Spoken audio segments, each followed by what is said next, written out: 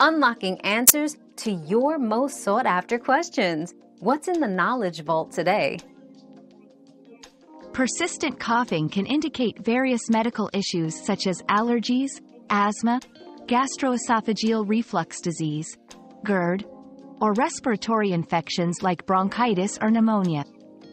If the cough lasts more than a few weeks, it's crucial to consult a healthcare provider for an accurate diagnosis and appropriate treatment. Pay attention to any accompanying symptoms like fever, weight loss, or difficulty breathing, as these may require urgent medical attention. Our quest for knowledge never ends.